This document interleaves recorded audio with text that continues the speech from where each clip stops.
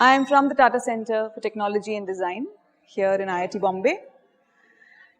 We will continue with our session yesterday. We addressed how the center looks at challenges across the resource-constrained communities and what is it that we have to offer in terms of developing technological and design solutions.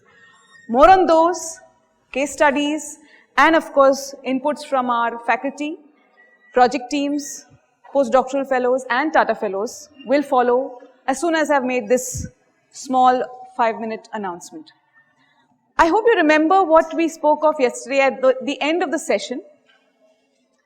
Please tell me. I'd like to know if you remember. I spoke of a CEP course called End-to-End Innovation. Does anybody remember or recollect what we spoke of yesterday at the end? Could I see some hands, please? Great. I have one lady who has affirmed that. We spoke of exactly this, the End-to-End Innovation course at Tata Center.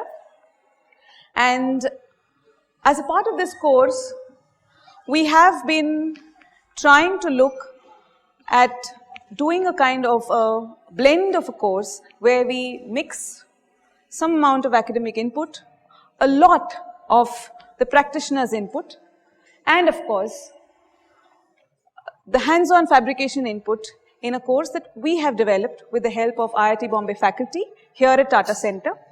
Our aim, like you see, would be to guide teachers and students in developing solutions and designing solutions which speak of the entire process from end, which means why do you even need that solution, what is the challenge, to developing a proof of concept, to prototypes, validating that need with the prototype or proof of concept, moving on to field testing, and then finally reaching it to the other end, that is to the market or to the end user. This is what the course tries to, let's say, educate teachers, faculty across the country. Tata Center has had a very good record over the last 1.5 years in delivering this course. We've had several, I would say, several hundreds of teachers who have come in and who have sent their students to attend this course here at Tata Center. Like I said, it is a blend. We do have a hands-on session in our product realization lab, which is here in IIT Bombay. So if it's a 5-day course, the mornings have lectures from IIT Bombay faculty, and the afternoons you are expected to have a hands-on fabrication session every day of those 5 days, until on the 5th day, you actually come up with an innovative product, an innovative solution, which is presented to IIT Bombay faculty. This is how it has been. And we really look at faculty and students here. Yeah, can you move on, please? These are the kind of topics that we have covered over the last 1.5 years, keeping into account the innovations that are typically felt across our domains at Tata Center. That's food and agriculture, healthcare, energy, waste management, education, housing, and water. So these are typically the topics that we cover, where we also have our faculty members speaking of the kind of projects that they've worked on. Our aim is to deliver the process of innovation throughout these sessions, where we continue to do a kind of an outreach to people like you, to make you and your students understand how innovation really needs to go. I mean, you need to go about innovation. This is our objective, and we hope we can share it with many more. Could you go on to the next, please? This is what we have in store. We also have a special session on IPR, because we have had faculty from Karnataka who have come to us and have said that we want to know more about IPR, we want to know more about patents. What do you do about patents in innovative solutions? So we have that stitched in this course as well. So apart from case studies and projects, we have these. Apart from case studies, we have a special session on IPR as well. We would like you to subscribe to this. I think Professor Patwardhan spoke to you yesterday and asked how many would be interested in either sending people from your colleges, attending this, or sending students. And I'd like to know here, because while these courses are conducted here, you are very welcome to approach us, to approach the TechIP team in case you're interested in subscribing to this course. Our first course is happening in July, as my team suggests. So if you, from the looks of it, this is how it has been. You saw Professor Parag Bhargav yesterday, he addressed. He is one of our core faculty in this.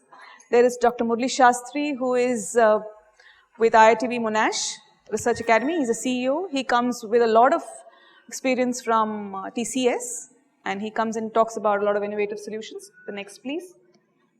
And here is another faculty member, Professor Alka Hingurani. That is the lab session. You can see fellow faculty there sitting and working on solutions. And of course, we have Professor Santosh Narona as well, who's right here with us, who helps the participants understand need finding and innovations in healthcare. So like this, we have faculty members who are ready to deliver these courses. We have had a very good record with universities from Maharashtra and below Maharashtra. We would now like to aim higher, move on to the northern states, and we hope we can have people subscribing to this. Can I see a few hands or people who would be interested in this? If you have questions about this, before we move on to our case studies, you can ask now. Anybody? Yeah. Sure. Sure. If you can, what we will do, what the TechIP team will do is reach across to all of you to find out how many are interested in this course. You need to come via the CEP, the Continuing Education Program link, because that is the team that organizes this whole administrative route. And then we take over from there. Yes, it will be a TechIP course. It's already been, like Professor Patwardhan said, funded for, and everything is already, I mean the economic route is already set. What we are offering you here is the qualitative aspect, which is what you need to, be welcoming to. You really need to come here to attend this. So we look forward to more and more of you joining in. Any other questions, please?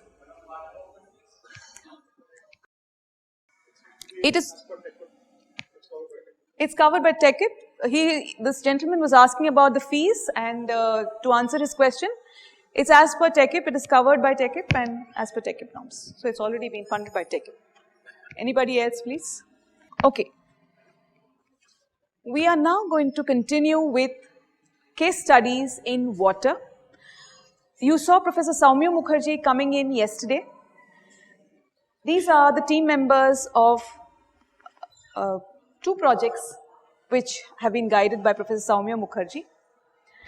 In parallel, we have another session which is going on in LC002. This is for people who would like to understand Professor Narona. We have a waste management team, and we have the healthcare team, of course, who will be taking the sessions in LC002, which is right across the corridor. This is about healthcare and waste management. If some of you would like to attend those sessions, you can actually go on to that venue right now. If you can do that, then we can start with the session. This session is only about water. That session will be about healthcare, waste management, and Jaggery. Good afternoon, everyone. Myself Shutapa Chandra, and he is my colleague Arvind Dhawangle. We are working under Professor Soumya Mukherjee for conducting polymer-based optical sensor for heavy metal detection in drinking water.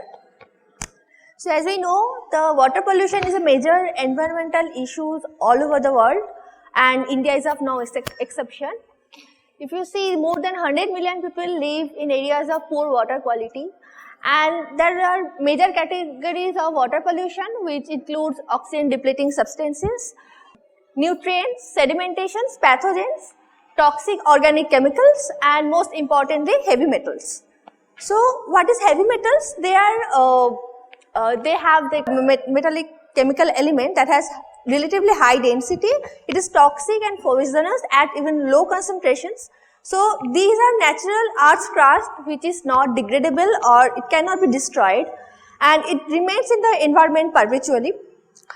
This among these heavy metals, the most threatening one, like the 4 are very dangerous to our health, which are like arsenic, lead, cadmium and mercury.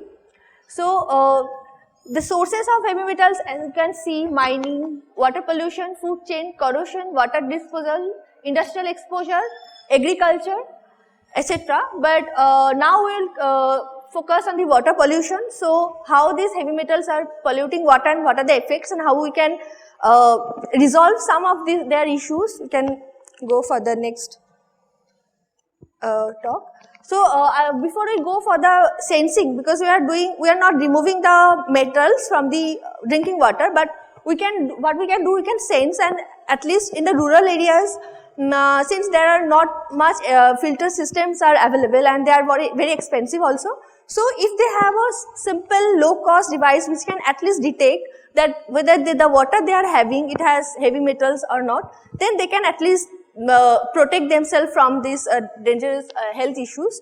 So I'll give a brief introduction of these 4 heavy metals. If you say arsenic, so the WHO limit in drinking water for arsenic is 10 ppb. 130 million people across world are exposed to level of arsenic in drinking water that exceeds the 10 ppb, and among them this 50 million people have been exposed to arsenic which exceeds the 50 ppb, that is the 5 times of the WHO limit. And this arsenic, as we know, is very carcinogenic, and the early symptoms of arsenic is skin discoloration, skin lesions, nausea, vomiting and diarrhea. And as I said, the cancer is the most it is carcinogenic, so it causes cancer, and also it causes this kidney disease, heart disease, liver disease and paralysis. The next one is the lead. For lead, mostly children get affected by lead. Almost 70% of lead get deposited in children's body, and in adults it is 20%, and it removes from the body very slowly, and it get almost 95% of lead that you consume get deposited in the bone. So, and this lead also have, mostly it affects this central nervous system, and it has some other effects also. So it lead to learning disabilities, behavioral problems, malformed bones, slow growth. If we go to mercury, so we don't get we don't come to touch to mercury directly, but with that environmental circle we have, that creates the mercury pollution in our body. That the way we consume is, this mercury is emitted to the atmosphere from the industrial areas, and then mercury is deposited in the rain and snow and as gases and particles, and then the mercury accumulates in the lakes and reservoirs, and you can see from here, and then mercury is transported to the lakes, and this in the water it forms the methyl mercury which bioaccumulates in the food waves.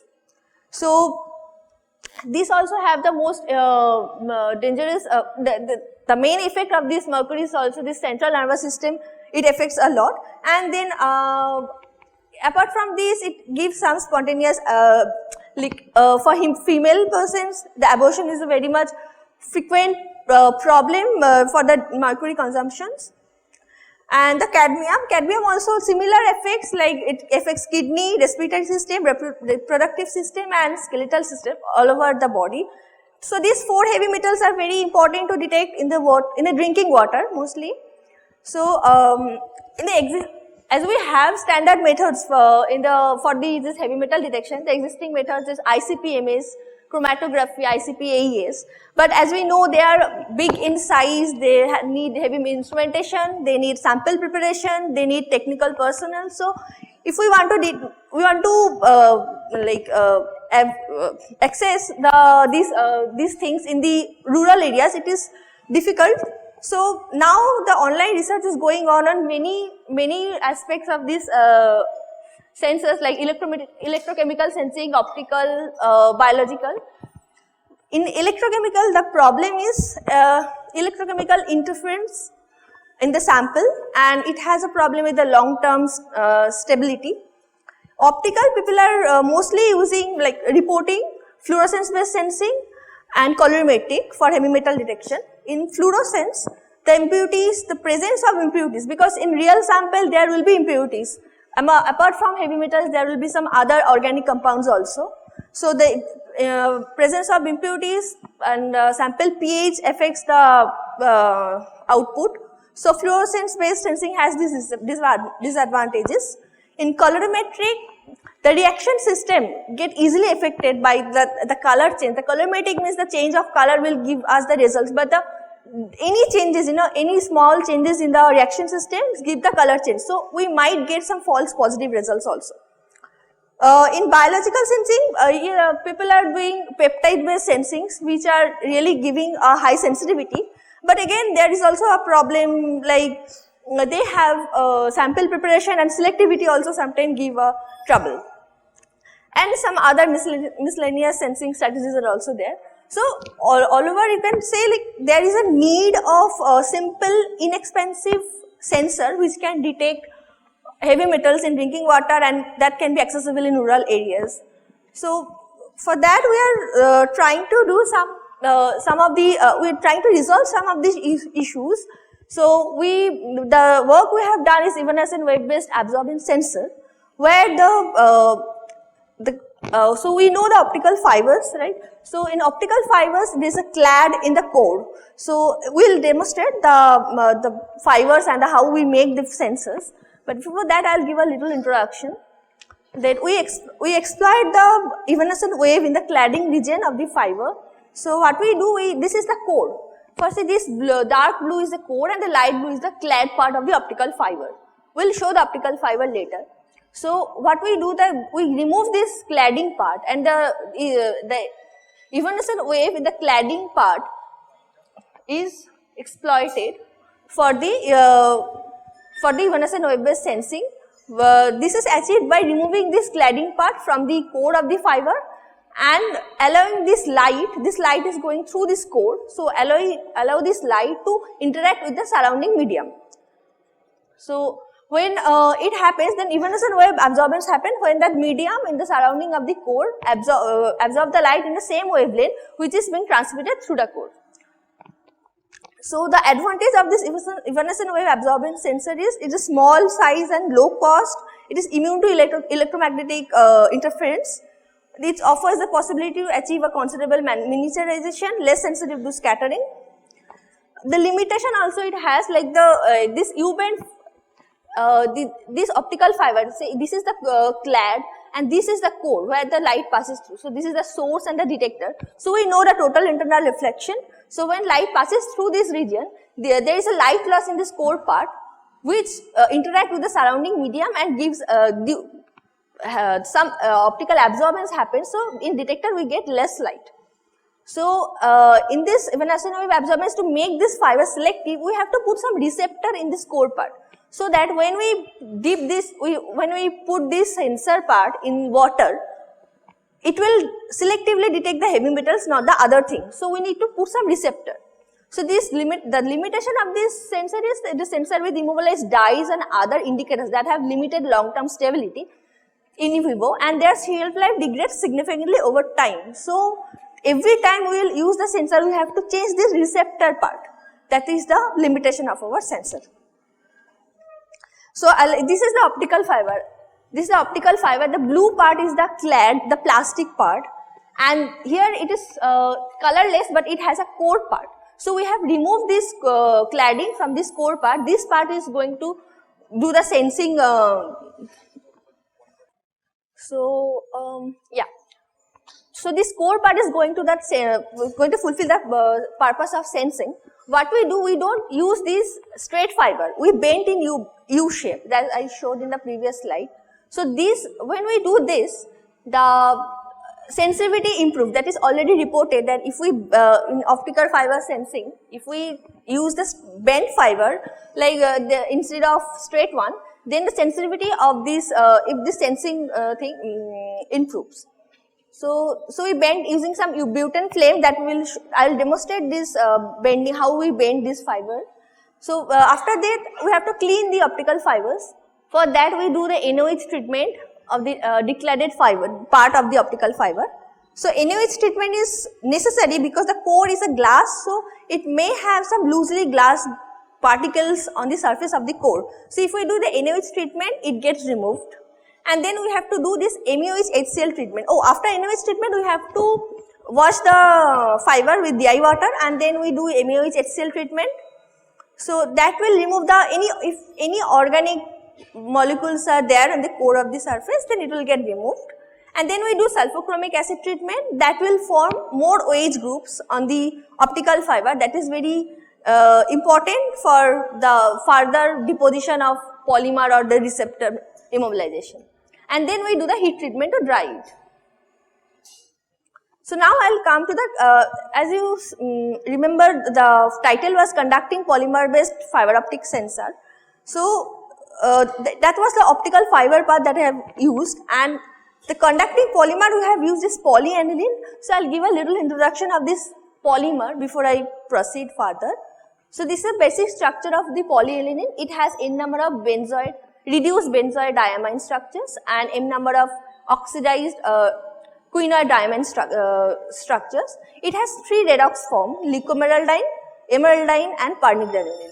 So this polymer is not, usually polymers are not conductive, but there are few polymers, conducting polymers, which are conductive, and among them polyaniline is one which gives, when people have used in their research, basically mostly they have used in electrochemical sensing and it have given a very good sensitivity. Here, so it has this amine groups you can see. So we can protonate these amine and imine groups further to generate cationic defects in the polymer, which is responsible for its redox behavior. So, and depending on the doping agent and the extent of doping and controlling the morphology of this polymer, we can actually change its redox form, its conductivity, and as well as we can change its optical properties also.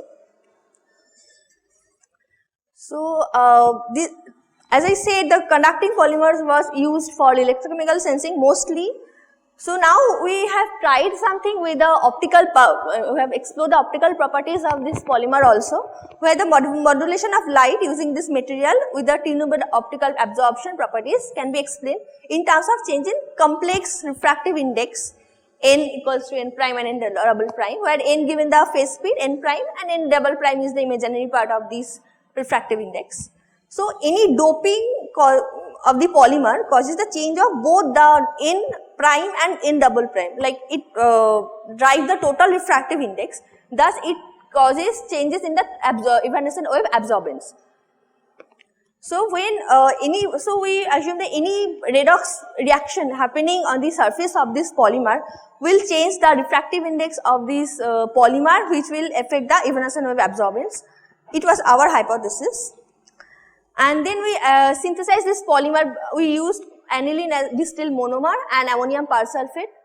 Then aniline is colorless. Once we add this ammonium persulfate, it immediately started changing color. Within 2 to 3 minutes, it became dark green. During this polymerization process, the U-bend fiber that I have showed in the earlier slides, we dip this fiber in this aniline containing vial and we add this ammonium persulfate. So during this polymerization, it forms a network on the surface of the core of the optical fiber. So this is the SEM image of this this polymer nanofibers on the core of the optical fiber, you can see. So during this polymerization, the polymer get deposited in the optical fiber.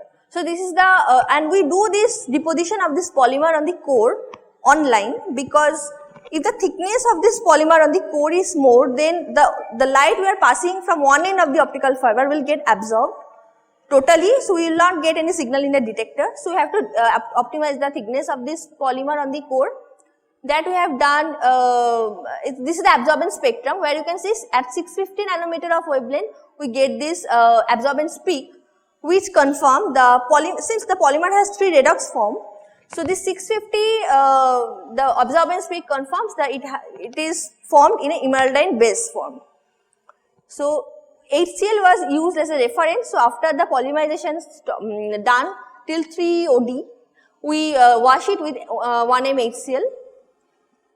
So this is the schematic of this optical experimental setup, where we used LED. This is the focusing lens. This optical fiber where we that can be dipped in a vial containing this analyte solution, spectrophotometer and power supply. So this is the lab setup, and this lab setup is very expensive. Not the other parts, but this spectrophotometer is very expensive, that take the total cost. So what we did, we first tried with this standard lab setup, the sensing protocol, whether it is working. And then we, like Arvind has developed a portable inexpensive sensor instead of this one, so that we tried our sensing, optical fiber sensing with that portable device and tested whether it is working with that. And this is the optical bench setup, as you can see. So now we will come to the receptor part. So receptor is very important because receptor is responsible for the sensor to be selective. So since it is heavy metal, and this heavy metals has many sulfhydryl groups, this heavy metals has high affinity towards sulfhydryl groups. So we are discovering many compounds which have sulfhydryl groups, so that the heavy metals will get bind with the receptor. So we tried with cysteine and some other compounds also, and then we explored that this HIGG, human immunoglobulin, that has these 4 polypeptide chains that are bridged by disulfide bonds and non-covalent forces. Though it is showed here that it is in disulfide bonds, but it is reported that many of these IgG are not having only disulfide bonds. In this hinge region, they have free sulfhydryl groups. So we thought, if we can utilize these free sulfhydryls, these groups for our sensing purpose, then if the heavy metals are coming and bind in these free sulfhydryl groups over here, then the interaction with the heavy metal with the IgG may give some, on the polyaniline, the polymer surface, may give some changes in the polymer, because this redox reaction will may change some optical may give some optical alteration of the polymer. So what we did, this is the polymer which has these amine groups. So to immobilize the IgG molecules, this HIGG, we need a cross-linker, because this HIGG has amine groups. So, and this polyaniline also have amine groups. So we used glutyraldehyde as a cross-linker, where this glutyraldehyde has 2 free aldehyde groups. So one aldehyde group will bind here, and the other free aldehyde group can bind with this amine groups of IgG. So we can get a covalent bonding, and we can immobilize the receptor on the core of the surface of the polymer. So this is the online, we have tested that whether this binding is happening. So this is the HIG. When we introduced the HIG, absorbance started increasing. 1 hour we have immobilized the polyaniline coated fiber on the IgG sample, and the absorbance peak comes at near 580. So then before doing sensing, we thought we'll do the control study first, because if it is selective towards every metal, then there is no point of proceeding with this IgG. So when we tried, we saw at 100 micromolar of concentration, these 4 heavy metals are giving higher response than the other normal ions present in the water. Then since we are targeting drinking water, so and in rural areas they don't have much filter systems, they usually take the water from the tap water or the lake.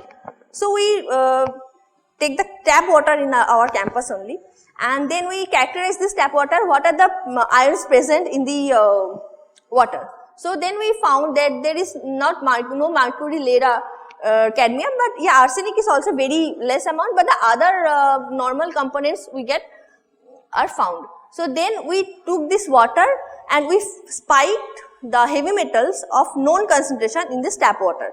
So when we tested for lead, we saw with we can detect till 0.1 micromolar of lead with this sensor in tap water, and mercury also, as well as arsenic and cadmium. Then we did a comparative study, and we saw for where the noise level is very less, for lead, mercury, arsenic and cadmium, for the different we can get different absorbance. But the lowest concentration detected in using this native HIGG was not below WHO limit. This 0.1 micromolar is not below WHO limit. So we need to, we are required to advance the sensing protocol so that we can go below WHO limit and we can detect much lower concentrations. So what we thought, since this HIGG has disulfide bonds, if we can break the disulfide bonds, then the more sulfhydryl groups will be present in HIGG and that will bind with the more heavy metals. So we may get some more sensitivity. So what we did, we denatured this HIGG. So we used 3 protocols. One is heat treatment, one chemical denaturation, another is UV exposure. So in heat treatment, we use this HIGG of 0.1 mg per ml of concentration in 0.5 ml of volume that was heated in water bath for 30 minutes at 70 degree. After heating the HIGG, then we waited till till HIGG comes down to a normal room temperature, and then we immobilize this HIGG on the polyaniline surface. And chemical denaturation, we used glutathione as a oxidizing agent, actually reducing agent. Since this glutathione has disulfide bonds and this glutathione has HIGG has disulfide bonds, what this glutathione do is glutathione reduce this HIGG so that it have more free sulfhydryl groups, and glutathione get this disulfide bonds.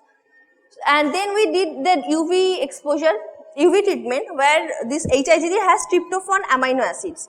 So this tryptophan absorbs the UV light, and when it radiates, it breaks the neighborhood disulfide bonds in the HIGG. So among these 3 treatments, we found that UV treated IgG has shown best sensitivity for heavy metal detection. So we further proceeded with UV treated HIGG. So you can see the WHO limit for arsenic is 10, in mercury 2, lead 15 and cadmium 5 ppb. With native HIGG, we are able to detect 12, 17, 30 and 30, but they are exceeding the WHO limit. Then we tried with the UV treated HIGG and we got better sensitivity. We are able to detect as low as 1.2 ppb of arsenic, where the WHO limit is 10 ppb.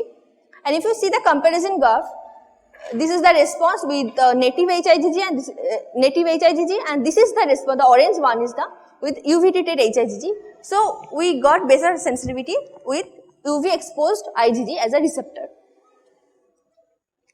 Then this is another control study where we used 10 micromolar of normal ions and tested the response, and 10 nanomolar of heavy metals, which is much less than the normal 10 micromolar, and tested the response. So even heavy metals at 10 nanomolar has shown more sensitivity than the 10 micromolar of other ions present in the water. And as I mentioned before, we after doing this testing, the sensing protocol in the optical bench, then we tried with the portable device. So in that portable device, when we tried with arsenic, this is like preliminary study, we didn't completed the study yet. With the portable device that Arvind has developed also has given the detection limit till 1.2 ppb, and this is the response. The next, the instrumentation part will be explained by Arvind. Thank you. Thank you, Sutapa. I think you gave a large dose of scientific studies. My work is on developing a prototype, whatever the electronics or the instrumentation required for developing a water for water sensing using optical sensor technology. So why we required a handheld system? Currently in Mumbai, there are around 4,000 water sources in only Thane municipal area. So if they want to test some water from a well or from any water source, then they have to go there, take a 2 can of 1 liter and take water from that source and give it to the lab, which will be somewhere in central Mumbai. So from 4,000 sources here, they have to carry water all the way to the center authority. But if we have a say handheld prototype device that we can give it to the municipal corporation or some local authority, then we don't have to collect water from all the sources. We can send it to the local testing facility, and from there the data can be transferred to the central facility. That's why we required a handheld device for sensing system.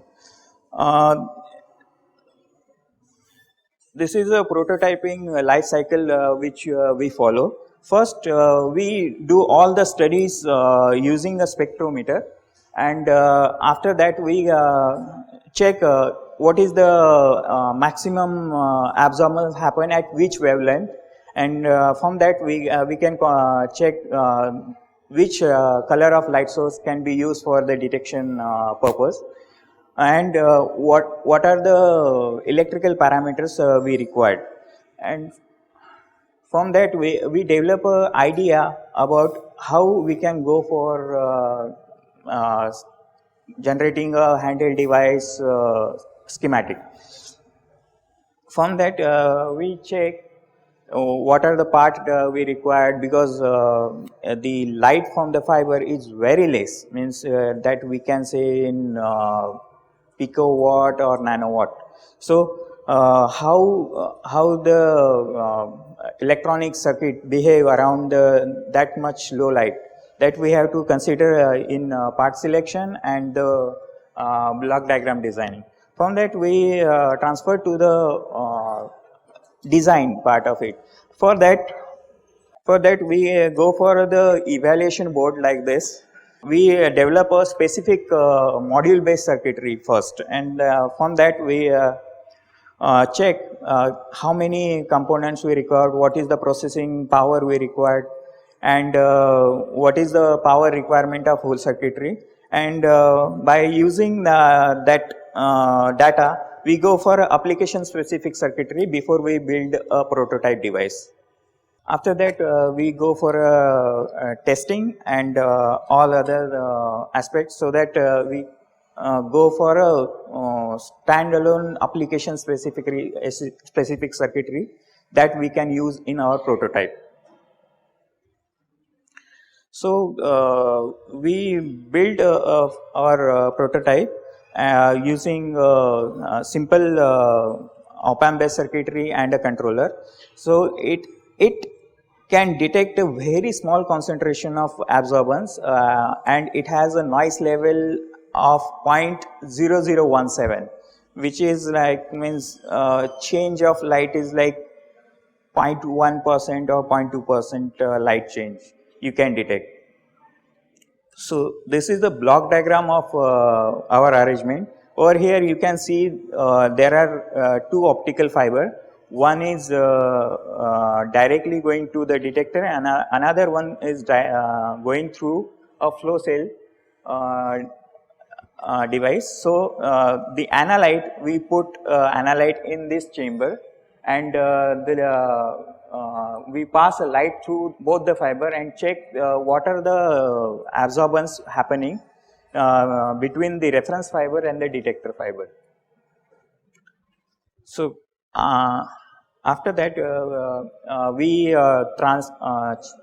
convert that light into electrical signals using a transimpedance amplifier, which is a sensitive optical to electrical converter, and we fed that data to a data acquisition system which also control the light source, so that the intensity of light in the fiber can be controlled, because the every fiber gives a different optical signature. So we need to control the light according to that. This is our first prototype which we have designed, and it gives data in on the screen, which is directly the optical data which we are getting from the fiber. And we put the analyte into this chamber which is in front of it. You can see the small chamber over here. So you can see the U bend over here, that is our sensing area, and this cuvette can hold up to 200 microliter of our sample. So this device is a little bit bigger.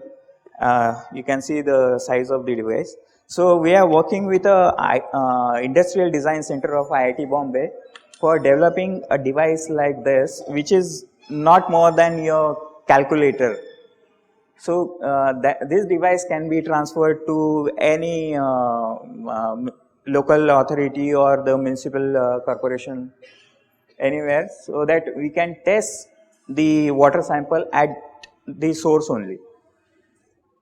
And these are some of the features of our system, which is the device core is built around the MSP430 microcontroller, which is a very low power device, so that it can be used for a battery operated device, and it can detect a small amount of light up to 4 picowatt, and it has a dynamic range up to few nanowatts of optical power, and battery backup up to 12 hours. And this device has a USB communication port, so that we can transfer that data to a computer or a mobile device that can be transferred to the local network or on a cloud. So currently we are at this point. So maybe in next 2 or 3 months we'll have a handheld device in our hand, so that we can deploy it for testing purpose to all the labs. So thank you.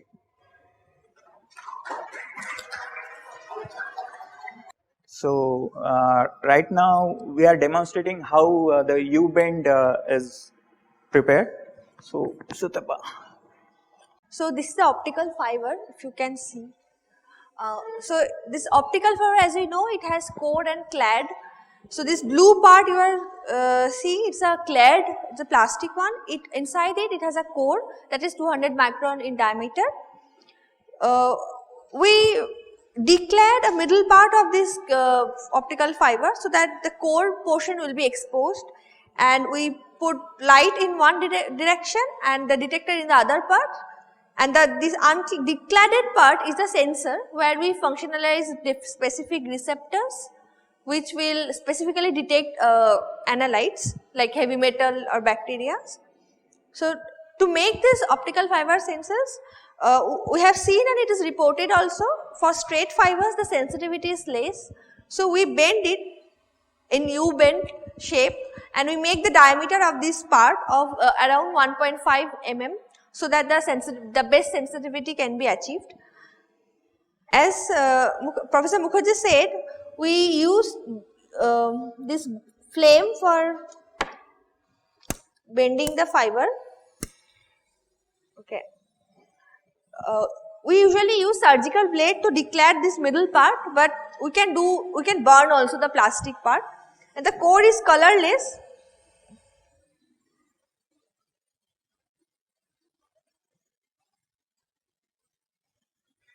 So you can see this portion you cannot see because it's colorless. Okay, you can see, right? So this is the sensing part, the sensor zone where we do the detection. Now we don't use straight fiber, we use bent fiber. So I'll bend it using the flame.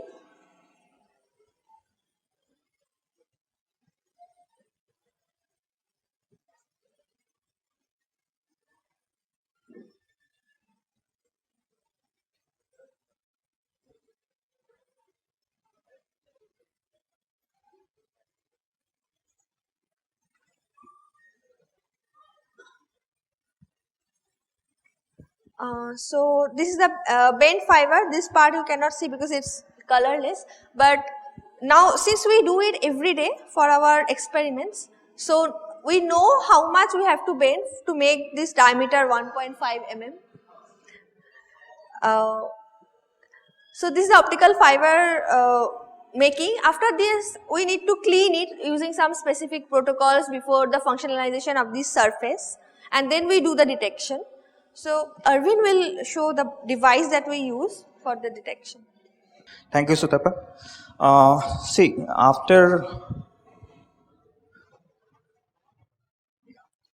after bending a fiber and a cleaning protocol, and after immobilization of receptor molecule, you can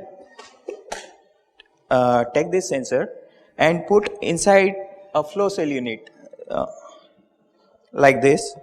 You can put the U-bend inside a flow cell so that we can use for a testing purpose. This is old portable flow cell. Now we in this box we have a small flow cell device inside.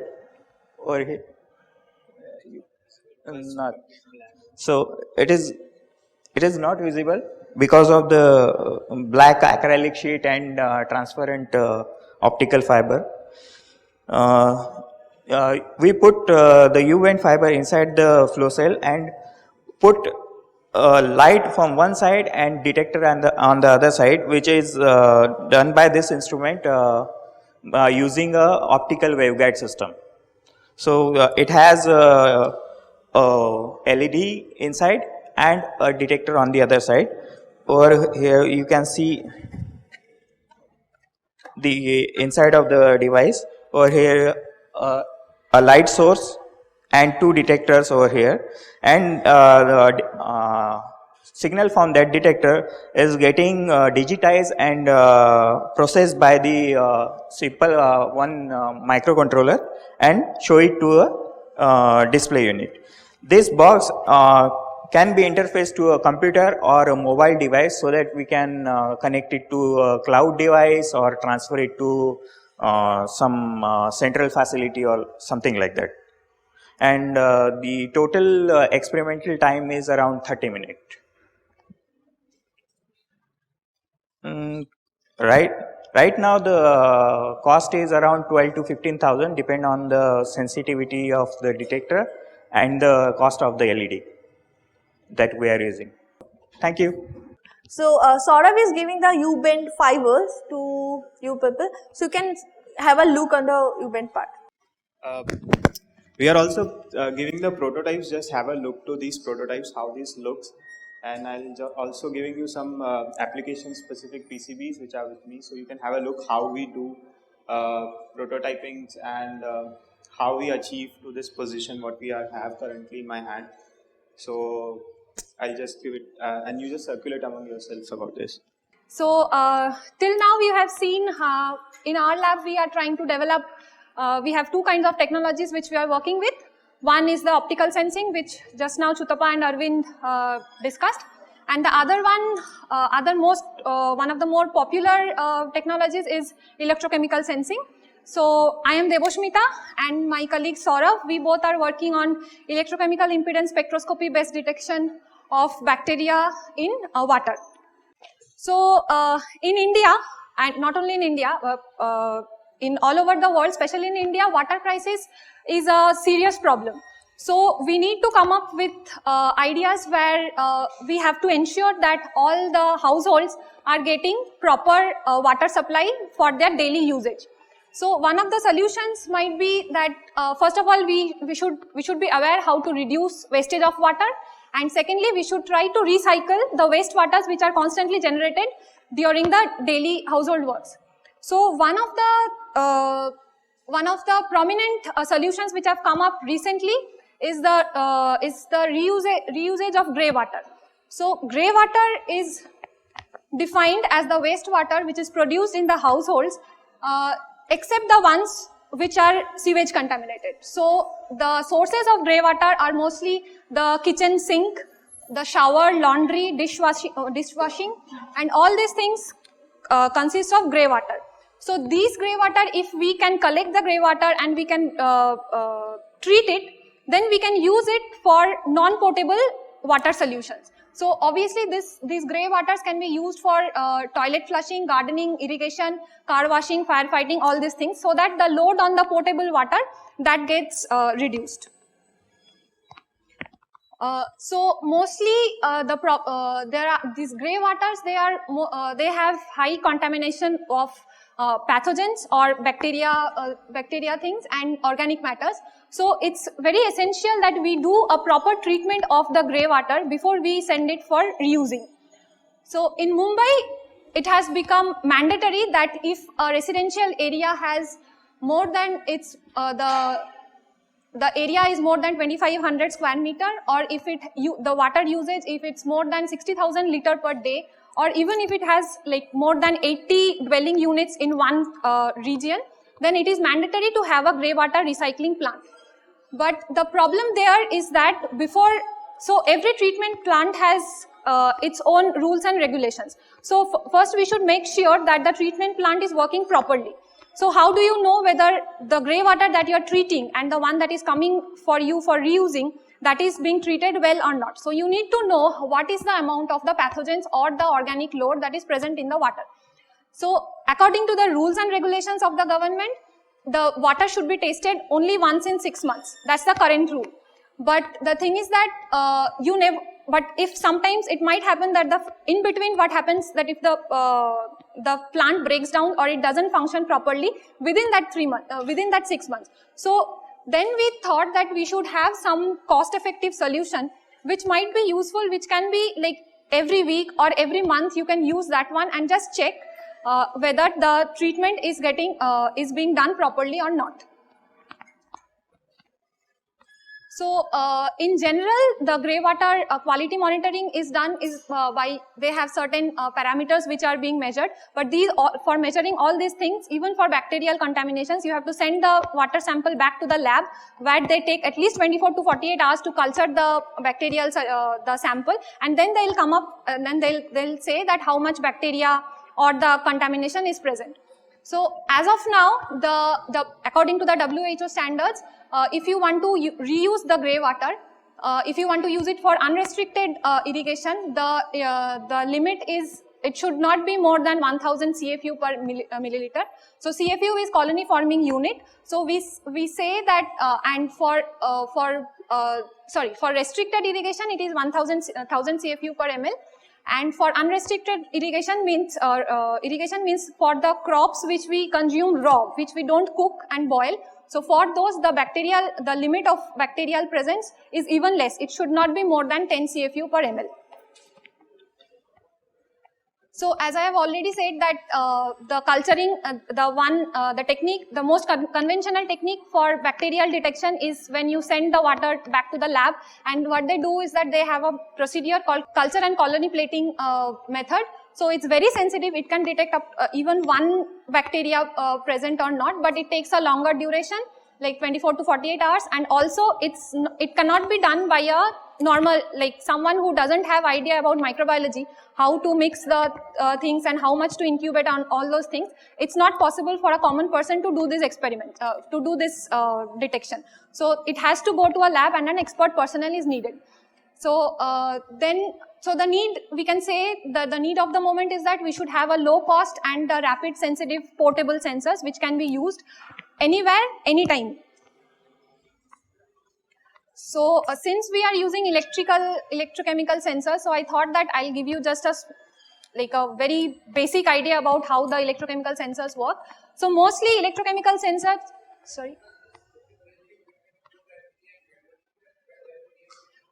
which one? You are asking about the conventional method or the colony and culture counter? They have specific receptors.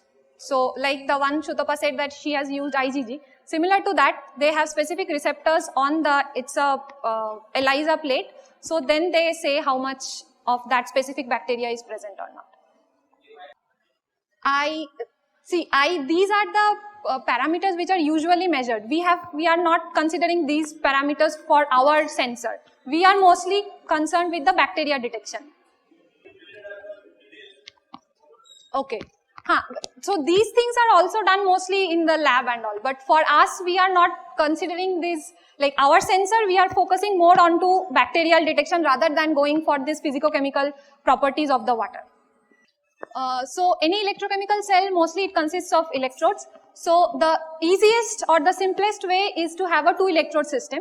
So the 2 electrode system means I have 2 electrodes, I am giving the input voltage between the 2 electrodes and collecting the current also between the 2 electrodes. And then when I divide that voltage by current, if I do, then I'll get the impedance value. Similarly, if you go to a 3 electrode system, there we have separated out the the reference electrode and the counter electrode. So here what happens is that the voltage is being supplied between the reference electrode and the counter and the working electrode, while the current is being measured from the counter and the working electrode. So here there is something called overpotential. That overpotential issue is being resolved in 3 electrode system mostly. And there is another system which is called 4 electrode system. There we have separated like the current value that we are getting and the voltage which we are giving. Those two are separated completely. So the sensor that we have developed, it consists of 2 parts. One is the sensor substrate and the other one is a portable device which Saurabh will discuss after some time. So the sensor itself consists of a filter paper. So we have normal Wattman filter paper we have in the lab, and we have cut the filter paper into very small strips. And the small strips inside, so you can see, so this is the filter paper substrate that we are using. So the green portion is the conducting polymer, polyaniline, which we just spoke about some time back. So this conducting polymer is being deposited on the filter paper, and on the 2 sides we have 2 silver electrodes which are deposited. So these 2 silver electrodes are connected to, this is the big lab setup which we have. This is a frequency response analyzer. So these 2 electrodes are connected to the frequency response analyzer, and we are getting the, and this is the green region is where I am in sort of dispensing my sample. So the sample requirement for this sensor is very less. We hardly require 20 microliter of the sample. So we just dispense the sample over here, and depending on the interaction, we can detect the bacteria. So the working principle, it says like for our application, we are not focusing on detecting any specific bacteria. We want to know how much is the total bacterial load which is present in the water. We don't care whether that bacteria is E. coli or Pseudomonas or what. As long as there is like, it exceeds that total count, it is, we can say that it's not usable, or you should do further treatment. So we have not, for this application, we have not used any specific receptors to detect any specific molecule, specific bacteria. So what we have done is that we have this polyaniline coated filter paper, and we have used a cross-linker molecule which can respond to any kind of bacteria. So all the bacteria, they have this amine groups on their surface, on their cell wall, and then the moment these bacteria comes near to my filter paper substrate, it sort of binds on the filter paper substrates, and between the 2 electrodes, that binding interaction gives rise to a change in the capacitance between the 2 electrodes. That is what we are measuring. The capacitance change between the 2 electrodes, and also the conductivity of the solution of the sample that we are putting. So these 2 things combined together is giving me an overall impedance change. So for testing purpose, initially we started off culturing this bacteria in pure PBS buffer, phosphate buffer solution. And so we have tried 2 kinds of bacteria. So these E. coli and Pseudomonas, they are mostly the model bacteria which are used for and so we have used them in PBS, and and then we collected the tap water from our lab, and then we spiked it with different concentrations of bacteria, and we tried and tested that one also. And then finally we moved on to, we have in one of our hostels, we have a grey water plant. So we have collected both the grey water which is going into the plant and the treated grey water also. So both the grey waters, the untreated and the treated, both we have taken, and we have spiked it with different concentrations of bacteria, and we have done the testing. So these are, I just wanted to show you, these are the actual plates, bacterial plates, how they look once you do that colony and culture. If you culture them, so you can see that these small dots are like one colonies. So here also there are like multiple colonies, so it's very difficult to count. So this one is, so using this, when we have spiked the tap water with E. coli and PBS, E. coli and Pseudomonas bacteria, we have found that a detection limit was around 300 to 1000 CFU per ml. In fact, we could go even lower than that, even like around 60 CFU per ml also we could detect, but the problem was, since we are using a very small quantity, that's 20 microliters, so we can say that if it's like 60 CFU per ml, hardly, it might be 1 bacteria or 2 bacteria present. So every time that we are doing the experiments, the reliability of the results become an issue. So that's why we are not considering that, we are not saying that our sensor can detect up to 60, but we are saying that the detection limit is more or less around 300 to 1000 CFU per ml. So, and similarly for grey water also we have tried, and the similar kind of detection limit was obtained, and we have done that culture method, and we have seen that the bacterial count for unfiltered grey water is approximately 10 to the power 5 CFU per ml, and for treated it is the one that we have in our in one of our hostels, it's around 10 to the power 4 CFU per ml, which is more than what ideally it should be. So we can say that our sensor would be able to detect like whether the treatment is being done in a proper way or not in these grey water plants, that our sensor would be able to detect. But the only, like we can say as a drawback of the sensor is that since you can see that the detection limit is quite high. So if you want to test it for drinking water where the limit is like maybe 1 CFU per ml, there as of now at this current state our sensor won't be able to work. So right now we are more focusing on the how this it works with grey water. This is just a consolidated of what all the experiments that we have done. And so as I have showed in like long time back, the lab setup is quite, the lab setup, this one is quite big, like maybe bigger than this laptop, and it's very heavy. You cannot, one person cannot move it around. So, and the expense also is quite a lot. So, if we want to do a field testing, we obviously need something which is portable, which is cheaper in nature. So, that's why my colleague came, and he is working on making a smaller portable device, and he will discuss on development of that handheld portable device. As what Debasmita talked about, that she is working on like bacteria detection using the electrochemical impedance spectroscopy.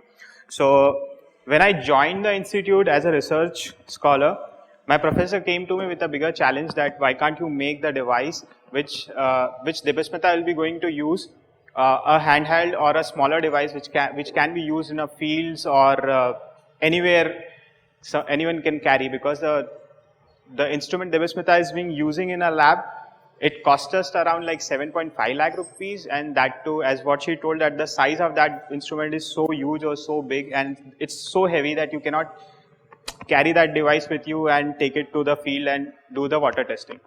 So my professor came to me, he sort of, why can't you make a device which is smaller and handy, which can be carried along with us, and we can do a field testings with that device. So I started thinking in that range, why can't we make that 7.5 lakh rupees instrument into a smaller or a much cheaper instrument. So with that thing, so we started brainstorming onto it. So I sat with Arvind, with my professor as well. So we jot down few points what we need to measure with that impedance spectroscopy system, or what that impedance spectroscopy system does. The impedance spectroscopy system just measures the phase, magnitude and the frequency. As we all know that impedance is nothing but just a frequency, magnitude and the phase. If we can find out the magnitude of that impedance, phase of that impedance at a particular frequency, we can find out what that impedance is. So we just jot down that these are the three main components which we need to find out with our device. As we can see from here that these are the three very basic keys. To measure the frequency, it is very easy. Just plug the DSO and we can find out the frequency. Similarly, we can plug the DSO to find out the phase and magnitude.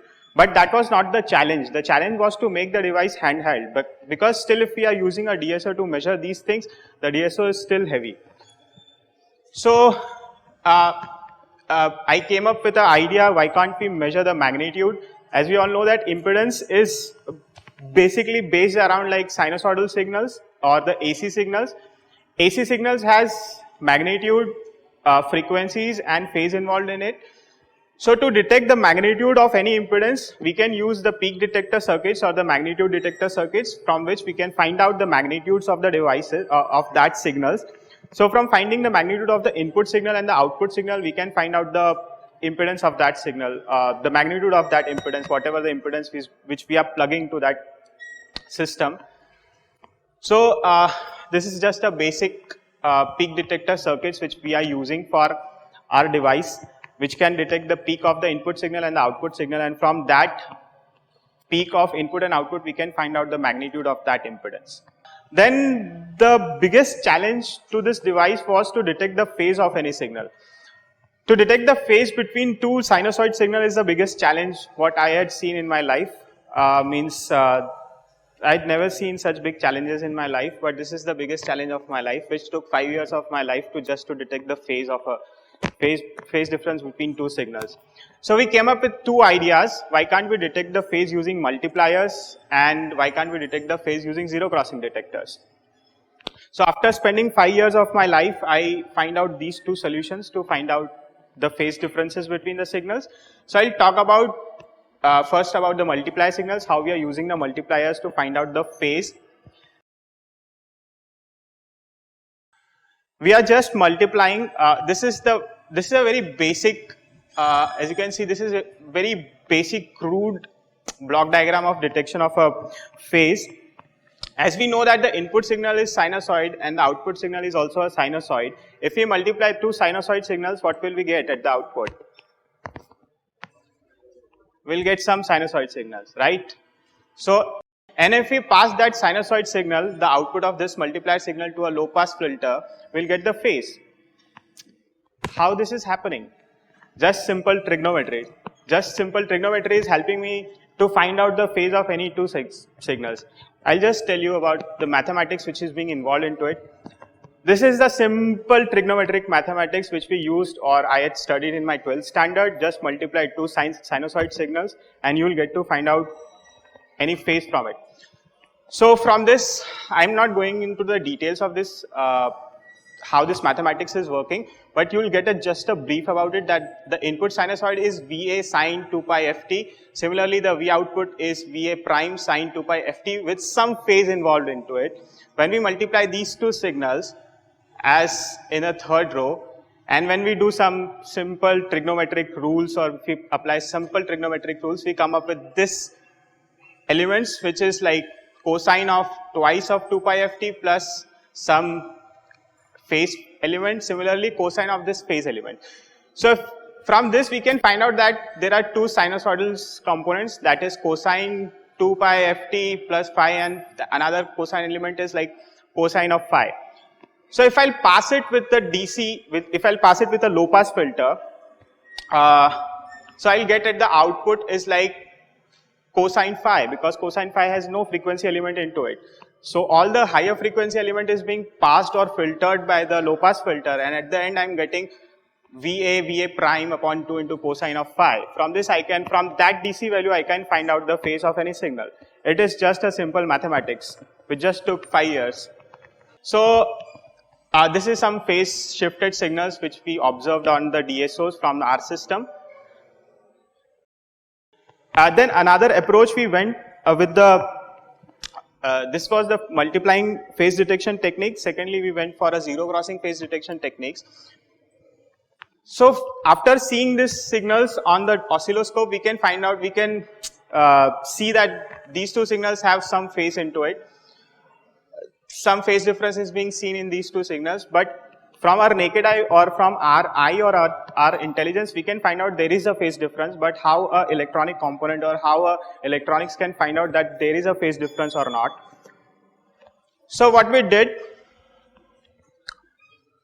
we just passed this signal to a zero crossing detectors. We pass the input signal and the output signal through a zero crossing detector. So whenever the signal crosses the zero, it gives me a rising pulse. It always gives me a rising pulse. Like this. When I passed my input signal and the output signal, I'm always getting this rising peaks whenever my signal is crossing a zero.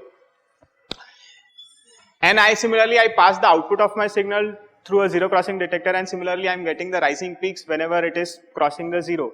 So whenever there is a phase shift, there is a time delay between those rising edges of the input sinusoids and the output sinusoids. As you can see from this DSO outputs, so this is one rising peak.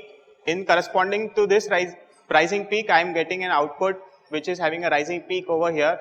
So from this we can find out there is a time delay between two rising peaks. So by finding this time delay between the two rising peaks, I can find out the phase, exact phase which is being there between the input sinusoid signals and the output sinusoid signals. So these are the two approaches we had gone with for finding the phase detection of signals, input signals and the output signals.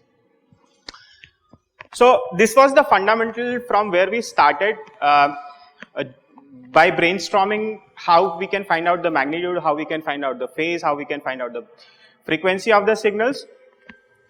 Then at the end I have to make a device which is handheld.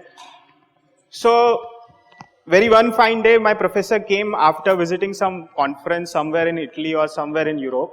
So he came to me and he said, अरे सौरभ बहुत सारा लोग smartphone के साथ काम कर रहे हैं, तू क्यों नहीं करता है स्मार्टफोन के साथ में काम?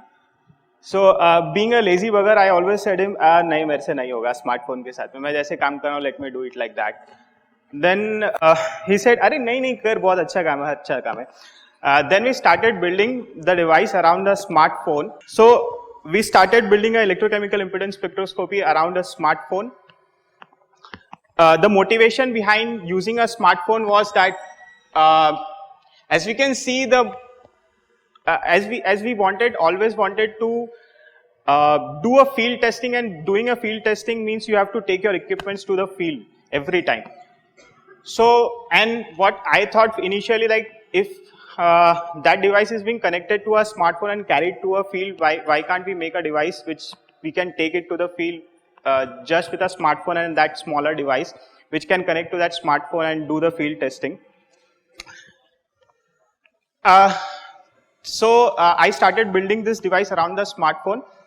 Another thing which came to my mind that there are 2.03 billions worldwide users of the smartphone. If we can see in this auditorium, like 99% people are using the smartphones. No one is using those old phones.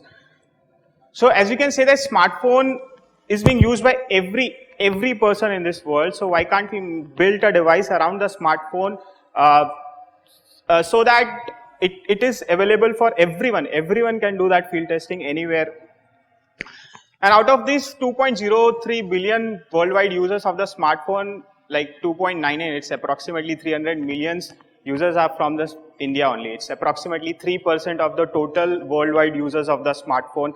These many users are from India. So if we are having these many users from India who are using the smartphones, why can't we give our devices to them and just go and do the field testing with these devices?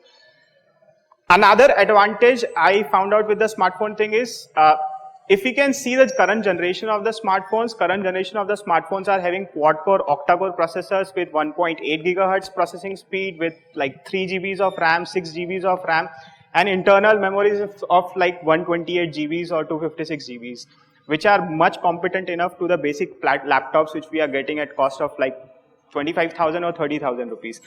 So if we can have those laptops in our hand, if we are having those laptops in our hand, why can't we build a system around that smartphone? So I started doing a brainstorming, so let us prepare a system around a smartphone. So we started doing that part.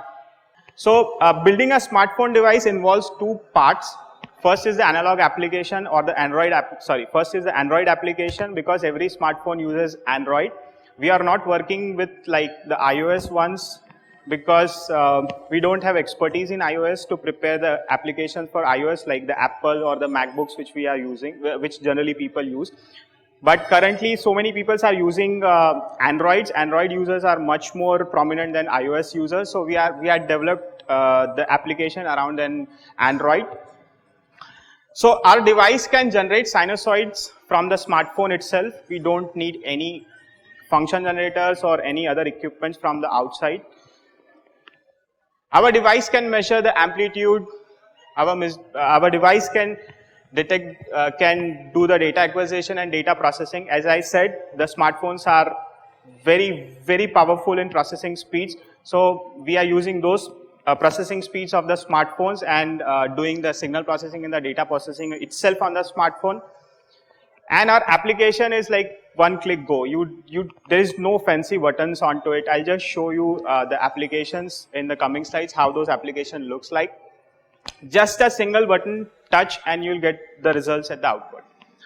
And another thing is like the analog section or the peripheral, which can be connected to that smartphone, and you can detect whatever you want to detect. But in this case, we are detecting like the bacteria.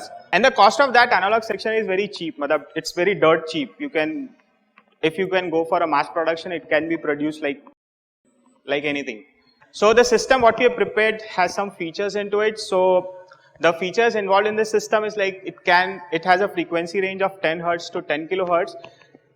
The highest or the maximum frequency range is being decided by the smartphone. We cannot help that part. That is just because the audio frequencies are up to like 20 kilohertz. So we cannot go beyond 10 kilohertz with the smartphone thing.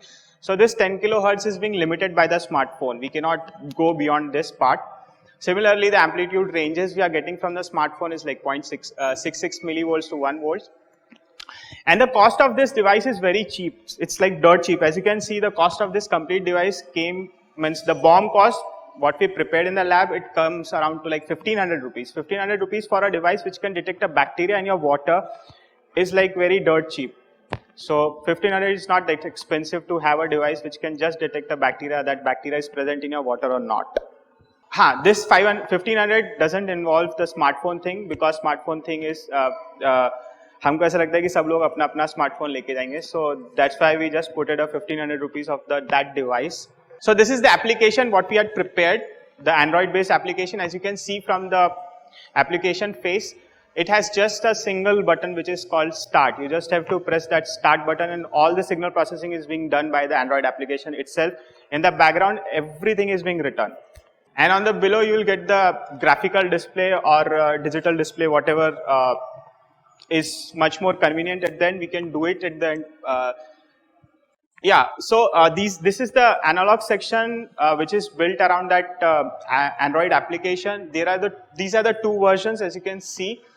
This is a PCB which is being made in IIT because we don't have much efficient PCB lab, but we have a PCB lab which can help us in finding out or doing the prototyping things.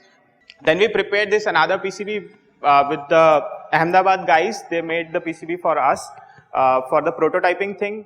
In Ahmedabad, there is a PCB power industry which can make PCBs for prototyping up to like, they can make minimum PCBs of 5 PCBs, which costs very less or very cheap. And those PCBs are of IEEE standards, which we need so that if we get an IEEE standard PCB, the environmental noise gets reduced on the analog sections.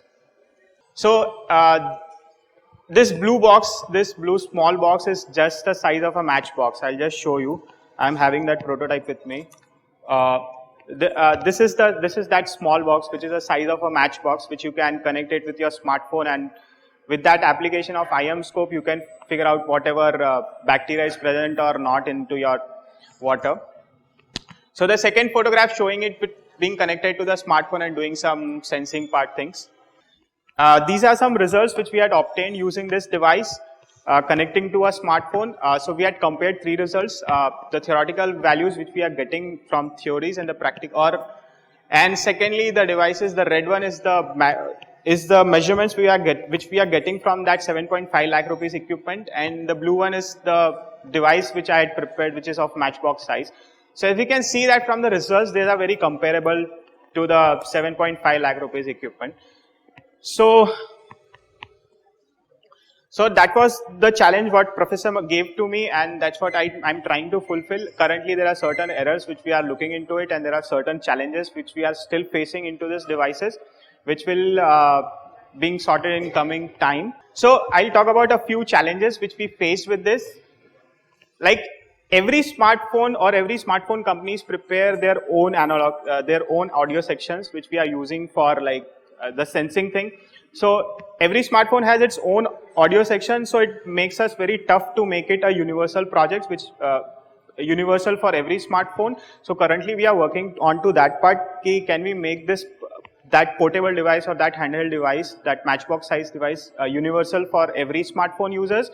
Currently we are using the MI1 smartphone, which is a Chinese made smartphone.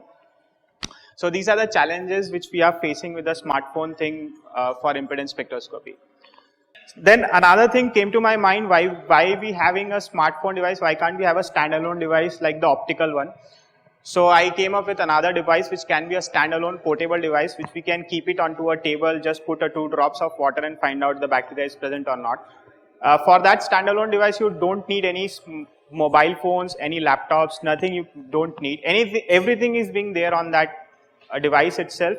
It contains SD card which can record the data for like 48 days or even more than that. It contains its battery itself, which can stand for like 48 hours or 3 days.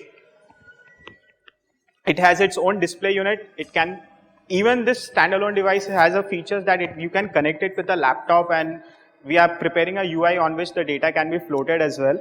Or you can connect this device to a smartphone as well, but that is not compulsory to connect your device to a smartphone or a laptop. Everything can be done itself on a device. You don't need any smartphone, you don't need any laptop for this device. So we come up with another idea.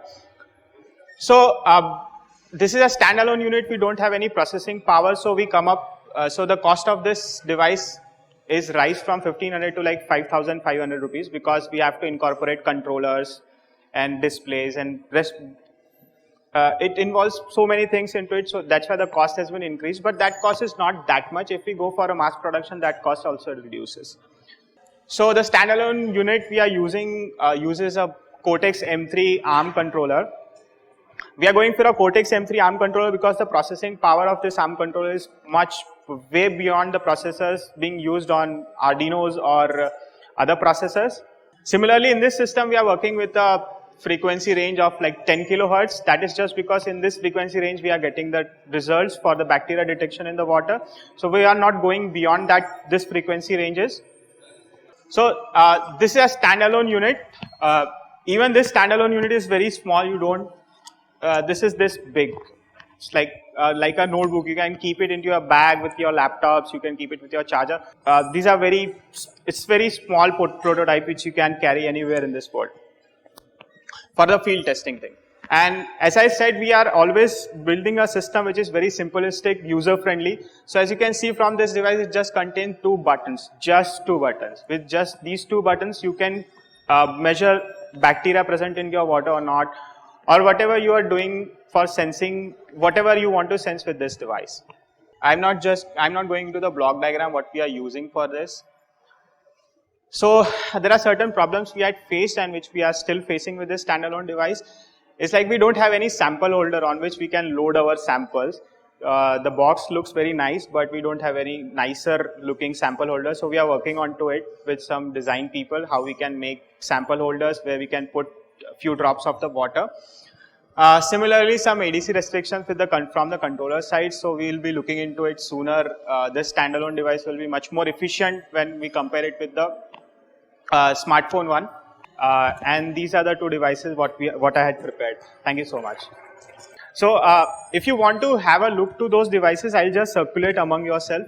We are not demonstrating anything on these devices, but you can have a look to it, have a feel of these devices, how it looks, how we had prepared those devices. What they have exhibited today is just a short, abridged version of the process. Yeah, it would have been technical, I understand. But then there is some technical element to it too, which you engineers as fashion do.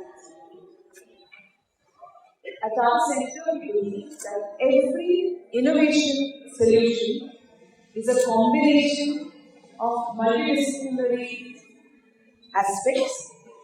I had this conversation with a professor from IIT Delhi, Professor Madhusudan Rao. Has anybody heard of him? Professor Madhusudan Rao from IIT Delhi. Okay, I had this conversation and I asked him, what is it that makes an innovation? What is the theme that makes an innovation? And he said 4 basic elements. 1, an engineer. 2, a humanities person. 3, an MBA. And 4, somebody with a healthcare education. These were the 4 elements that he spoke. Beyond that, it could be anybody. But he spoke with these 4. And that is what we are trying to achieve here at the center.